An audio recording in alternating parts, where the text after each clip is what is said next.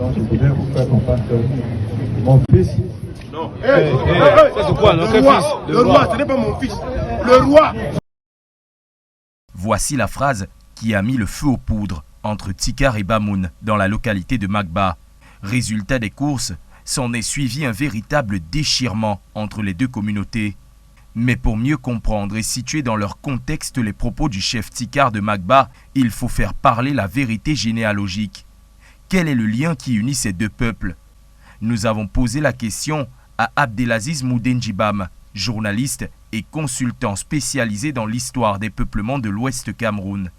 Les Baoun et les Tikar partagent une histoire commune. À la toute fin du XIVe siècle, un prince, Charéen, accompagné d'un certain nombre de frères et sœurs, sont partis d'un territoire Mboum, un royaume Mboum, situé en Gara, dans le département de la Vina, la région de la Damara actuelle. Charéen, eux, ils vont aller dans la région du Noun actuel, à côté du nord-ouest également, à Jakiri et puis à Kumbo, fonder le royaume Sor d'un côté pour Ngosor et pour Charéen à Fumban. Et avec une capitale Jimam, et qui plus tard cédera le pas à Fumban sur les ruines de Mben.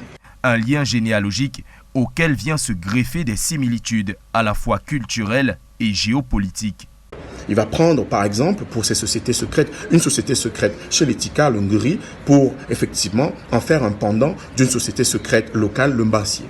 Pour Abdelaziz Moudenjibam, une véritable assise est donc nécessaire pour rabattre les cartes entre ces deux ethnies. La fraternité et la sororité entre les deux populations doit être réitérée. Que les différentes parties puissent être mises autour de la table pour véritablement régler cette question. Un passé séculier qui unit Tikar et Bamoun, mais qui semble, au fil du temps, avoir été oublié par nombre d'entre eux.